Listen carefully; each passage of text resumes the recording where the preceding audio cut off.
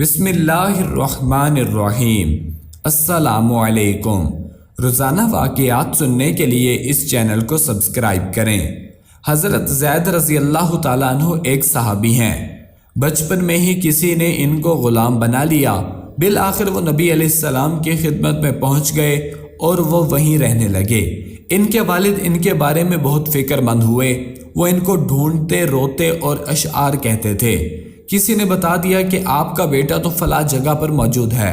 چنانچہ ان کے والد اور چچا ان کو لینے کے لیے وہاں پہنچ گئے۔ انہوں نے زید رضی اللہ تعالیٰ عنہ سے آ کر ملاقات کی اور انہیں سمجھایا کہ میں بھی تیرے لیے اداس ہوں، تمہاری والدہ بھی اداس ہے اور دوسرے رشتہ دار بھی اداس ہیں۔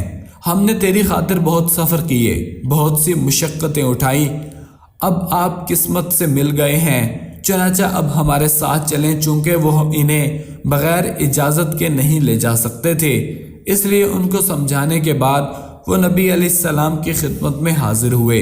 وہ اللہ کے محبوب صلی اللہ علیہ وآلہ وسلم کی خدمت میں عرض کرنے لگے، اے قریش کے سردار، آپ بنو ہاشم کی اولاد بڑے کریم لوگ ہیں، آپ مہمان نواز ہیں اور لوگوں کے ساتھ بھلائی کرنے والے ہیں۔ ہمارا بچہ آپ کے پاس ہے، آپ اسے ہمارے ساتھ بھیج دیجئے تاکہ ہم سکون کی زندگی گزار سکیں۔ نبی علیہ السلام نے ارشاد فرمایا، میں اسے اختیار زید رضی اللہ تعالیٰ عنہ کو دیتا ہوں۔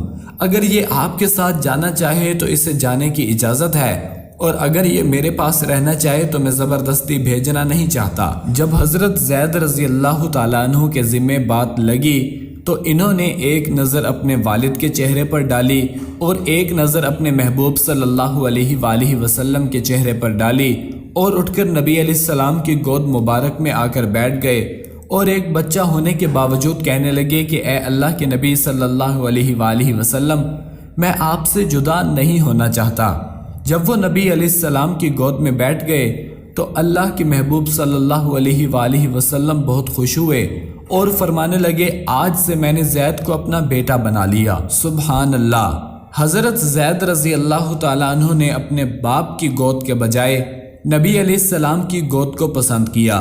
اللہ رب العزت کی قدردانی دیکھیے کہ صحابہ کرام رضوان اللہ علیہم اجمعین کو پوری زندگی زید بن محمد صلی اللہ علیہ وآلہ وسلم کے نام سے پکارا کرتے تھے۔ نبی علیہ السلام نے ایک رشتہ دار عورت سے ان کی شادی کر دی تھی۔ نہ صرف یہی بلکہ تمام صحابہ میں سے صرف آپ کا نام قرآن مجید میں آیا ہے۔ اللہ تعالیٰ نے ارشاد فرمایا، پھر جب زید رضی اللہ تعالیٰ عنہ تمام کر چکا اس عورت سے اپنی غرض، ہم نے اس کو تیرے نکاح میں دے دیا۔ صحابہ اکرام ان کا بڑا اکرام کرتے تھے۔ مزید اسی طرح کی ویڈیوز دیکھنے کے لیے چینل کو ضرور سبسکرائب کریں۔